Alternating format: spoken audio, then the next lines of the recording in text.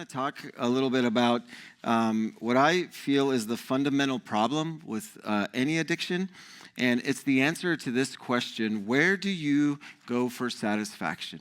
Where do you go for your ultimate fulfillment in life? And I've entitled my message today, The Wrong Well.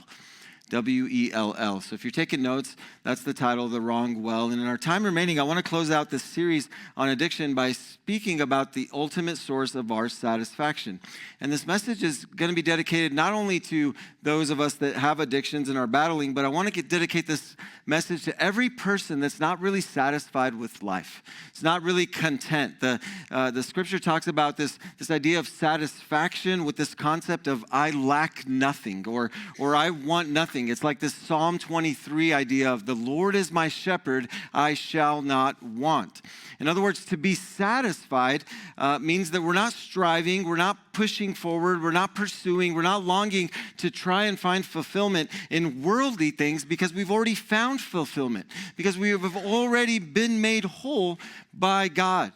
Yet many of us are going through life and we've been pursuing a lot of things and we've achieved great success and hit some great worldly benchmarks and milestones, yet we still come up empty. We're not quite full. We're not fully satisfied. There seems to be always an extra craving for more. We seem to desire something more, and we're going to a whole bunch of different wells for that satisfaction.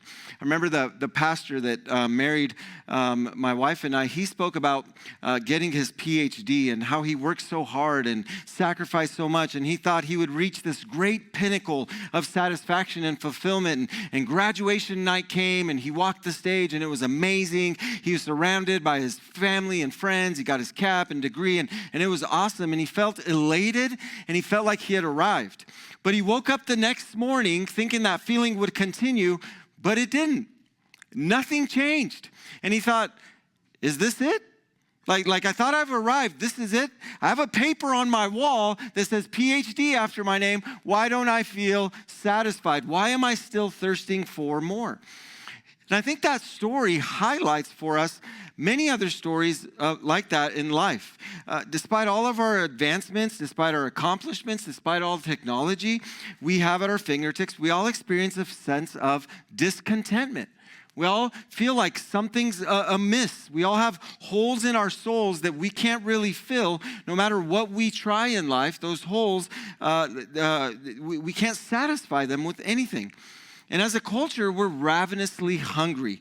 We are parched and thirsty, and it shows up in all kinds of different ways and different kind of mode and different kind of experiences, but it's everywhere in our restless hunger and thirst for more. As we try more and more of what the world has to offer, we experience more and more hopelessness. And it touches every single part of our lives because there's this deep and abiding hunger that sits in the depths of our soul, so we try to satisfy it. We want more. We want to be more. We want to have more. We want to experience more. We want more money. We want more pleasure. We want more control. We want more fulfillment. We want more and more and more. I love the way Max Lucado says it in his book, The Applause of Heaven. Here's what he says. He says, false fountains pacify our cravings with sugary swallows of pleasure. I mean, I think that's so descriptive. Sugary swallows of pleasure. There comes a time when pleasure doesn't satisfy anymore. There comes a dark hour in our lives where everything kind of caves in and we're left trapped in this rubble of reality, parched and dying. And we're very thirsty, but not for fame, not for possession, not for passion or for romance. We've got all that in abundance. But there's something different longing inside of us that we just can't satisfy. And this relentless pursuit, all of us, if we're honest, at some point stop and ask the question, man, can my heart find satisfaction? Will my heart be fulfilled? So here's what I want to do today. I'm going to save you note takers some time. I'm just going to give you the main idea for today. This is the main point that I want you to write down, and then we're going to unpack it and come at it from different angles. Here's the main idea for today, and that is this. Only God, everybody, only God can satisfy the deepest needs of our heart through a relationship with Jesus. Only God's going to satisfy that restlessness. Because here's the problem with this restlessness and this hopelessness and the search for satisfaction. We're trying to fulfill a spiritual need with an earthly solution. And it leaves us wanting every time. It leaves us dehydrated and thirsty. With every purchase, we feel this rush of delight that quickly moves into a sense of emptiness. With every accomplishment, we feel this glory and this satisfaction, only to feel dissatisfied so quickly after. So what we do is we move from thing to thing, from item to item, from person to person, seeking to find more fulfillment, to find something that our souls will delight in. And the awful thing is that satisfaction tricks us, because just for a moment we taste it and we feel a sense of satisfaction, and we think if we could just have a little more, if we just give into more, then maybe we can get more satisfaction. So we give into addiction, we give into all kinds of unhealthy behaviors because we've longed for a sense of satisfaction, and all of a sudden we find ourselves in places that we never thought we would be because we're just so discontent, dissatisfied, and thirsty. Now, let me show you the danger that we can all fall into when we seek fulfillment in any area other than God. And I want to tell you something that you may not know or have not known about this pursuit and even addiction before you came in today. And this may surprise some of you. I want to show you this, and I want to show it to you because I've studied this historically and biblically. Every time, please hear me, 100% of the time, someone is searching for something other than God, and that has become the source of your satisfaction. And in 100% of cases, virtually every grip on your life or every stronghold has its root in the word that I'm going to show you. And it's going to offend some of you, and for some of you it may surprise you, but it's the word idolatry. Idolatry. In other words, it's gone beyond just the physical level. Now it's gotten in our hearts. And you ready for this? It's taken first place in our hearts. Here's how I would define idolatry. If you're taking notes, you can jot this down. Idolatry is really anything other than God we allow to sit on the throne of our hearts, expecting that thing to satisfy us. Idolatry. And every time we have this excessive relationship with this thing, expecting it to satisfy you. It could be love, it could be passion, it could be a hobby, a habit, a relationship, a goal. When we turn to these things as our ultimate source of satisfaction, we come up disappointed because they're all mirages. They can't ultimately satisfy us. They give us a temporary high and a relief, so we pursue it more and more, only to realize that we've become addicted to something that cannot satisfy our hearts. And I want to say it this way, it's a spiritual issue, everybody. No, Pastor, it's really not. I just started taking them pills and I can't stop. No, it's spiritual. No, Pastor, you see, it's like, as Eric said, in my history, my grandpa and my dad, they were all addicts and it's just genetic. No. Please hear me. It's spiritual. Something other than God has taken first place in your heart. And you will never have the power to overcome it until you put the right king back into the place on the heart. Let me say it this way. We are always a slave to whatever is on the throne of our hearts. This is why the Bible talks about we are either a slave to sin or we're a slave to righteousness. And whatever we have on the throne of our hearts will require and demand our worship. This is why idolatry is so closely related to worship. This is why the Ten Commandments starts off with, you shall have no other gods before me. What does that mean? It means that our ultimate satisfaction, your ultimate fulfillment will only be found in Him. And I'm telling you, you will have no satisfaction, none whatsoever, until you settle who is the king of your heart. You will find yourself frustrated and alone and hopeless until you dethrone all the lower G gods that have taken root in your heart and place the true king back on the throne of your heart. He's the only one that can satisfy everybody. Come on, say a good amen right there. All right, so I'm going to show you some passages of the Bible. It's all over the Bible. I'll just give you a few examples. And I want to start with this from Jeremiah chapter 2. Now, Jeremiah is a prophet, and when he was prophesying, he was doing it in the southern kingdom. The northern kingdom had already been kind of wiped off by the Assyrians, but everything now is starting to go bad for the southern kingdom as well. And so the prophet Jeremiah comes up, and here's what he says. My people have committed two sins. Watch this. They have forsaken me, the spring of living water, and have dug their own cisterns, broken cisterns that cannot hold water. So what he's saying is that we're hungry, people are starving, they want something, they're looking for fulfillment and satisfaction, but they're going about it in all the wrong places. Now, if I were to ask you today here, or ask somebody from a Western world context, this question, what is God like?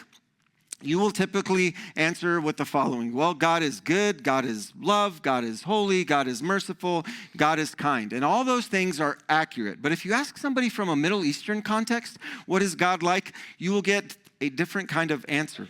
You will get an answer more in terms of like, well, God is like a rock. God is like a fortress. God is like a shepherd and a farmer. It's more picture-driven, rooted in concrete images that make us see and feel and touch what God can be. Now, that doesn't mean that our Western answers are wrong. They're accurate, they're theological, they're biblical, but when it comes to more Eastern set of answers, they're more concrete.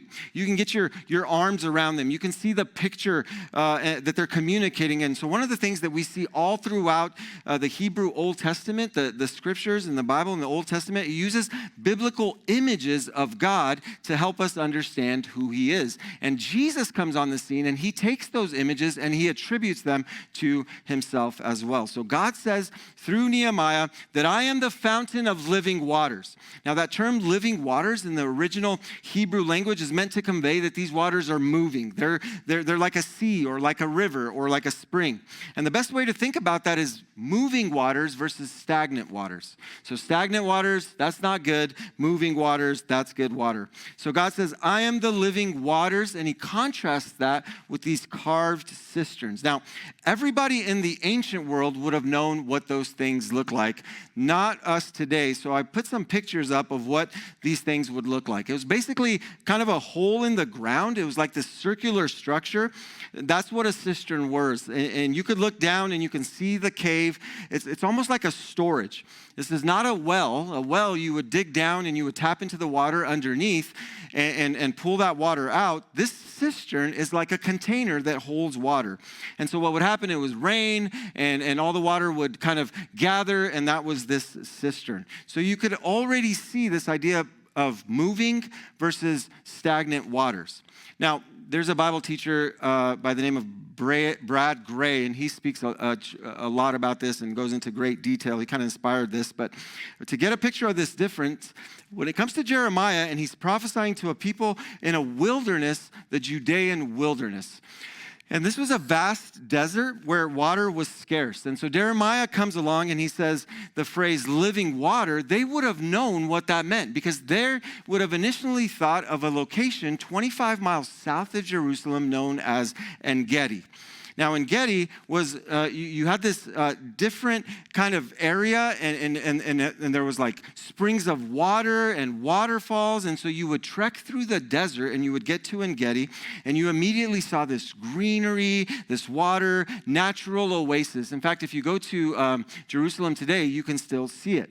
So if you're living in those days, imagine you're in this wilderness, and you're looking for fresh waters. Jesus, or the prophet comes and says, hey, God is the source of living waters, moving waters. They would automatically think, oh, I know where that is. That's En-Gedi. It's in the middle of the desert. This is what En-Gedi looked like. And as you were there, you would hit these beautiful, perennial, enormous like waterfalls shooting at the top of the desert, and it's just beautiful and serene. So this was the picture up here of living waters.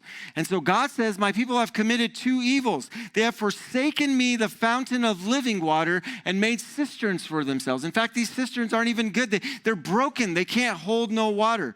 So it's like they have forgotten about God, who is like En-Gedi, and instead they have gone to other cisterns and other sources that can't even hold water. They are broken.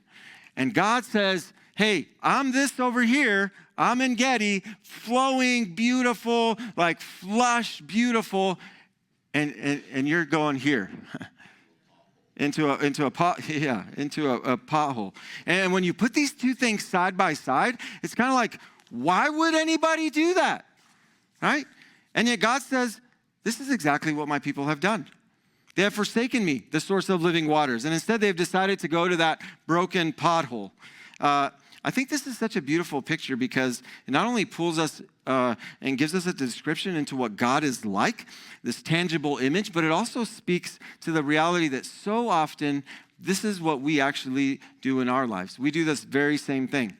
God is offering to you and I in the midst of this desert, in the midst of trying to search for all this satisfaction and this parchness and the hard times of life, and we have ultimate satisfaction. We can go swimming in that beautiful waterfall. Excuse me. God says, I want to be your greatest longing. Come to me. And yet we choose something that we think is helpful, but it's really not. In fact, it cracks our soul even more. I think the band U2 in the late 80s encapsulated in song form perfectly. I still haven't found what I'm looking for. It's because we're going here and we're not going there. Now imagine U2 is worth $1.8 billion. Bono alone has a net worth of $700 million and he still hasn't found what he's looking for. Like, I think he has the moral authority to speak on the topic, right? But I know some of us out there, that feels like the soundtrack of our lives, doesn't it? And the truth is, every person in here is on a quest. And unconsciously, it's a quest for satisfaction. We unconsciously ask two questions. What will satisfy me, and where do I think I'll find it? And you answer these two questions. The way you answer this matters because whatever you think is going to satisfy you, it's going to become a consuming passion in your life. This is what sits on the throne of your heart. This is what we chase and become addicted to. This is what we idolize. This is what eventually we give even our worship to. You know, I did a little study this week about the process of thirst, and there are a few stages of thirst that I want to just show you. The first one is called adipsia. Adipsia is like the normal, everyday, common, okay, we're thirsty, we're a little, maybe need something because it's hot outside, so we get thirsty. And if you don't do anything about that, if you don't quench that thirst, if you don't keep it up, you get into the second phase, which is called hyperdipsia. And this is an intense feeling, although somewhat temporary, and you have these bouts of extreme thirst. This is where problems, if we don't address it, start to happen in our bodies. And if you don't address it over a period of time, you'll enter into this third stage, which is called polydipsia. And this is a stage, listen, where a person will drink anything to quench their thirst. They'll look at ocean water, knowing it's full of salt, and they'll drink it because they're so parched. I saw a Bear Grylls episode once, and he drank something that was a lot worse than ocean water to try to quench his thirst. But this is where we get delusional, wanting to quench our thirst with just about anything. It's like that, remember that Dos Equis commercial? Stay thirsty, my friends, right?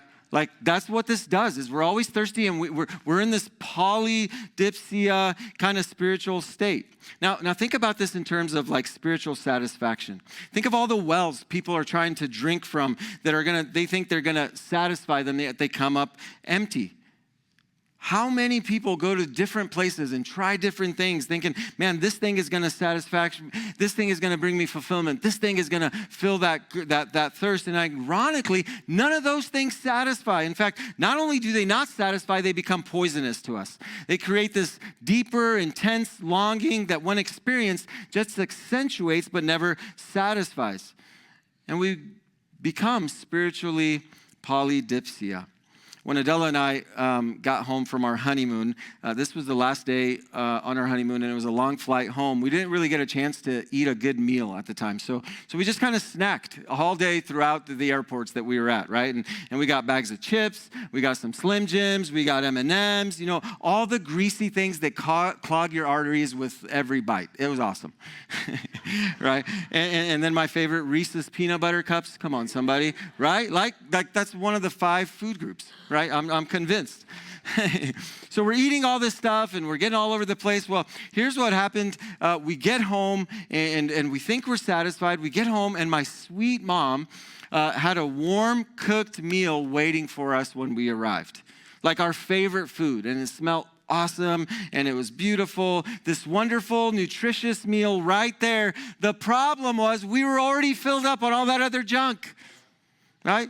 This is why moms always tell kids right before dinner, hey, don't spoil your dinner. Don't go to the pantry while I'm cooking. Like, wait, this is going to taste good. This is what happens. This is how restaurants trick us. We go to these fancy restaurants, and what do they bring out first? The bread. And then what do they bring next to the bread? Butter. And what do? Ooh, we just lather that baby up, bang. And we just lather that baby, bang. There goes. By the time our food comes out, we've already had 4 rolls of butter, right? And it's just like, well, we know we're going to pay for that. I'll have a box. I'm like, you're just bringing out the meal. I'll take a box because I'm already full on bread, right? That's what I'm talking about. And I want you to think about this in your life. What are some of the things that you filled yourself up on, but yet you haven't been filled? What comes to your mind? What's on your list? Let me ask it this way. What is your spiritual comfort food?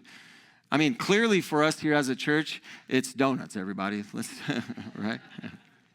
I came across an interesting article this week as well. There was a study in which they took these mice, and what they did is they put them in a cage, this colony of mice, and they had 2 buttons that would drop something as they pushed this button. The first button would drop food, and so they turned on the button, and the mice would go there, they would push this button, food would come out, and they would eat, and they would survive. So they left that button on for a while. Then they turned on the second button, and that second button was actually, when you would switch it, it was connected to an electrode that they had planted in the hypothalamus part of the mouse's brain. It's kind of like the pleasure center, right? And so you would hit that button, and it would send this slight current into the brain of the mouse, the hypothalamus, where they get pleasure. And it was enough to give them just this sense of pleasure. You know what happened to that little colony of mice? They starved to death. All of them died. Guess why? They all went to that pleasure-seeking thing. They all wanted that pleasure. They all hit that button so they can get that pleasure, not realizing that there was real, actual food that would have sustained them and they would have survived, yet they always went back to that pleasure device. They weren't satisfied. They were just getting a hit of dopamine and energy and pleasure, and eventually it killed them. So what's the answer? Because this can describe a lot of us. Here's the answer. God says this in Isaiah 55. Is anyone thirsty? Come and drink.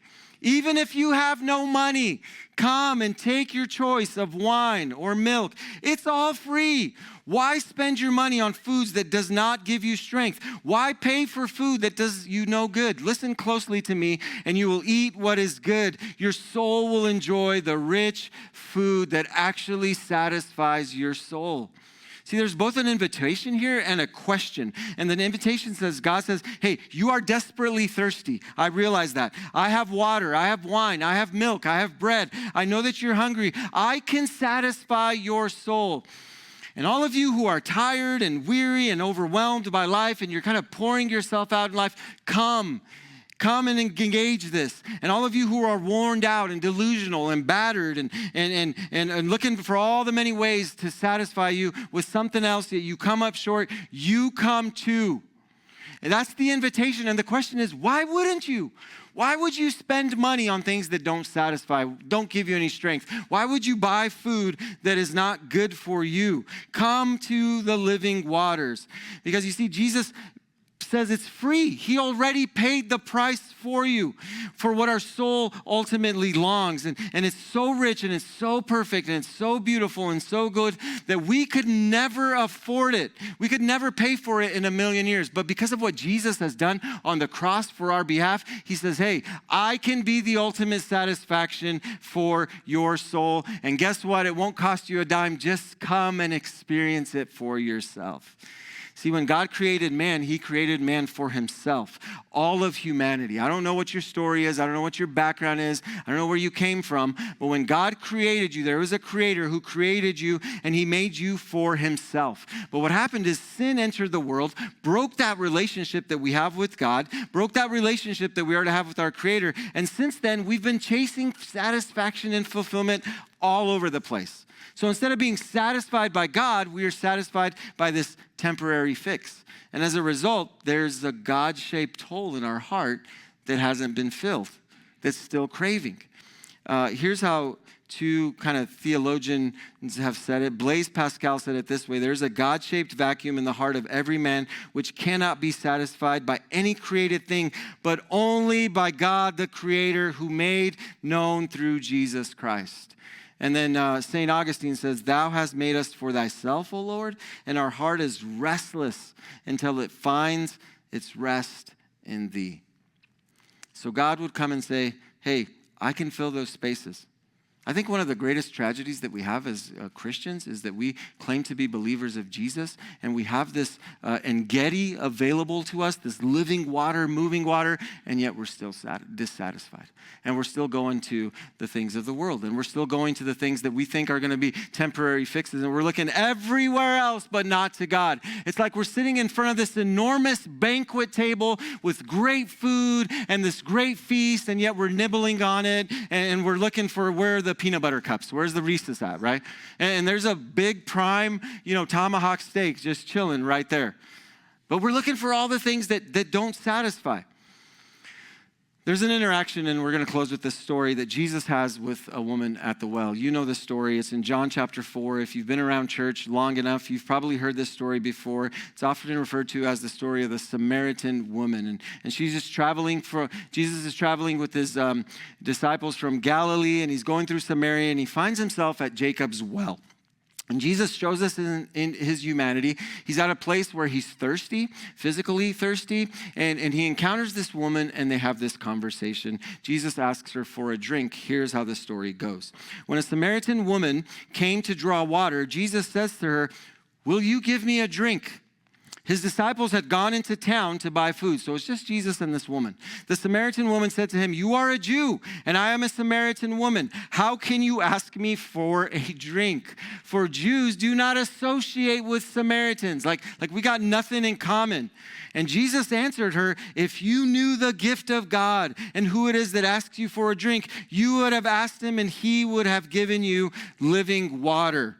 And she says, sir, the woman said, you have nothing to draw with, and the well is deep. Where can you get this living water from? Are you greater than our father Jacob, who gave us this well and drank from it himself, as did his sons and livestock?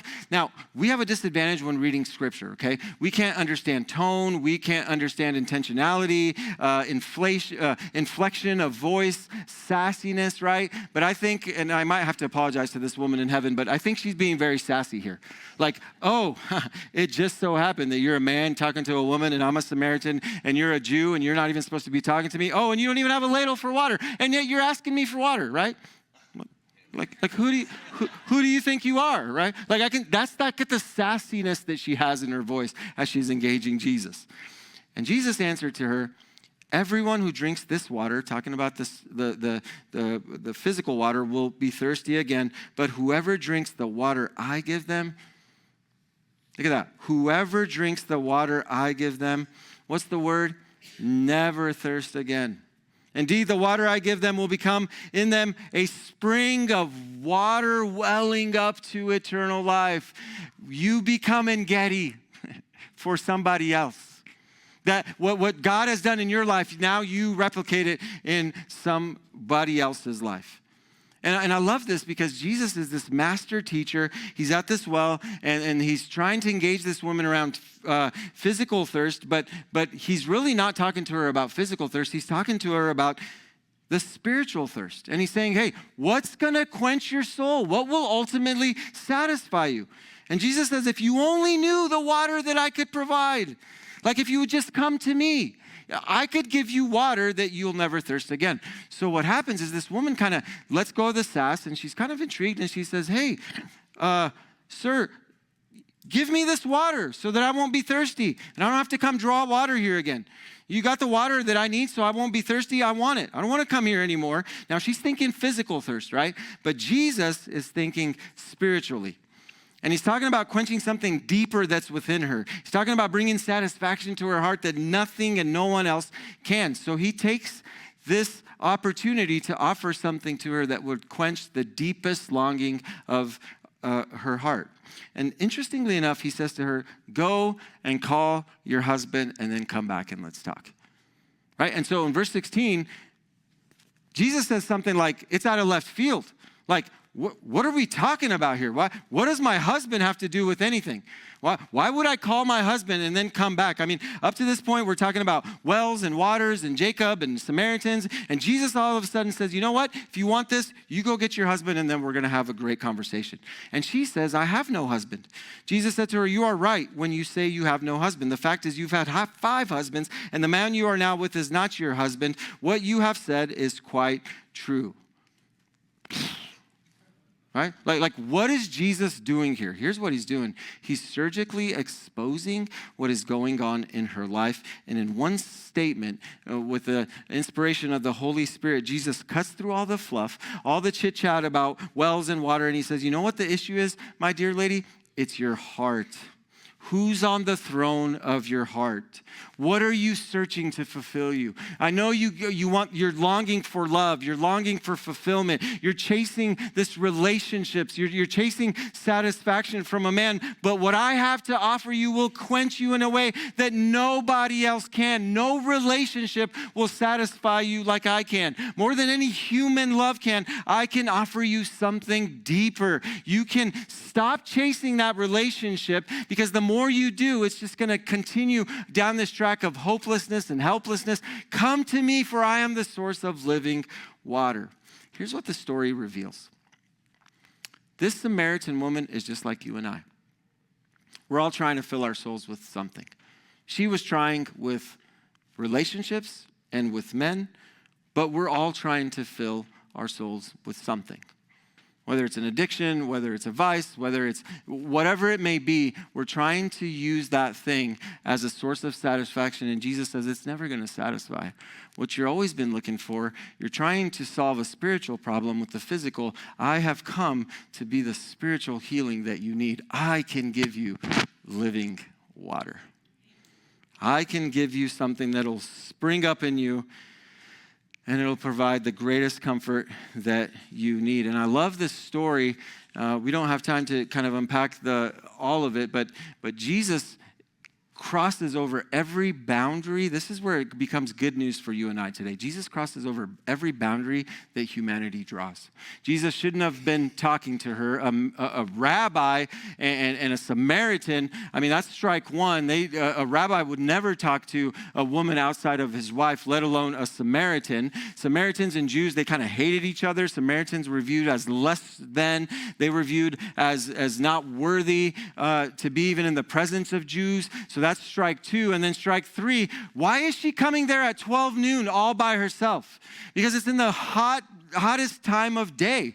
And women would come and draw water either early in the morning or late at night. But she's not with the other women. She's by herself. And most commentaries that you read talk about, well, she was not welcome, or they knew her past. They knew her story. So here she is all alone, isolated, helpless, despondent, going to get this water. Little does she know that at the well of Jacob, that her ancestors and her fathers were satisfied and drew water from that well. She meets the only one that can draw the water, that can give her water, that can quench her soul. And I love this because that's who Jesus is. Listen, everybody, wherever you find yourself, wherever you think you are in this life and you think I'm not worthy, I have all these strikes against me, Jesus breaks through all of that and he says, my grace is more sufficient.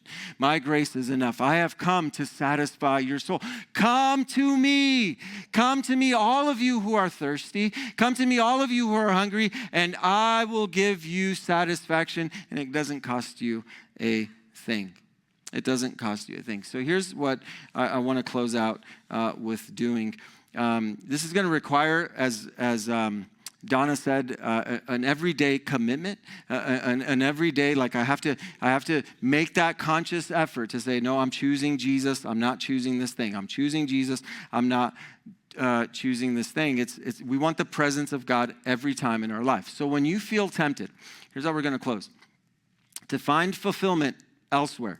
When you feel that your soul is becoming thirsty, I want to encourage you to just internalize this phrase. I want you to memorize this phrase, and I want you to say it every time that you feel that pull, and that is this: Jesus, I come to you because my soul ultimately thirsts for you. So when you feel that pull, Okay? When you're running through life and all of a sudden you feel like remarkably unsatisfied. And we just say to ourselves, Jesus, I don't know what's going on right now, but I'm coming to you because you're the one who satisfies my soul. Whenever we're walking through life and we see someone else and they have this thing and the sting of envy just kind of hits in our heart and we think, why them and why not me? Why don't I have that? Why don't I get that break? Why didn't I get that promotion? Why didn't I get this? That's when we stop and we say, Jesus, I come to you. My soul thirsts only for you. When we see something out there that we think, man, I should be getting this. I should be doing this. Why isn't my life better? So I think I'm just going to pursue this. I think I'm just going to go to this addiction. I think I'm just going to go to this. That's when you stop and you say, Jesus, I come to you today because my soul thirsts only for you. And we go to the right well and we're going to find satisfaction. This is the only well that satisfies everybody. I want to invite the worship team forward and we're going to sing. But when we draw on that well, here's what happens. Isaiah tells us, we will draw that water with joy from the wells of salvation. From the wells of salvation. This is the beautiful thing about testimonies. This is the beautiful thing about this living water that springs up inside of us and we become living waters. I love that all throughout this series we had so many testimonies and so many people share of how God has worked in their lives, because that's the point of this. When you find ultimate satisfaction, you will only be but compelled to share with somebody else. And that living water that you've experienced, you're going to think, man, I want everybody around me to have this sense of satisfaction. And you look around and you see people who are struggling, and you look around and see people that are despondent and helpless and without no hope, and you think, I know what can bring you hope. I know what can satisfy your soul. It's Jesus and Jesus alone. That's what's going to bring you ultimate satisfaction. So as we close this series, as we think about all the things that we talked about, and we talked a lot about strategy, we talked a lot about ways to handle this, here's what I want you to know, that whoever is on the throne of your heart is going to receive your worship. Whoever is on the throne of your heart is what is ultimately going to satisfy. If anything other than Jesus is on the throne of your heart, we've already described what the Bible calls it, idolatry, but not only is it idolatry, it'll never satisfy. And you'll just go through life wanting, thirsty, dehydrated, polydipsia, spiritual polydipsia. You'll be drinking from anything and everything because you want to fulfill that thirst. There's one source, the one well. His name is Jesus Christ, everybody. Have you come to that well? If you haven't, you can today. You can drink, and drink in abundance, and soak. And we can go here. And we can have a party here and enjoy here, not here. So, which one will you choose today? The choice is yours.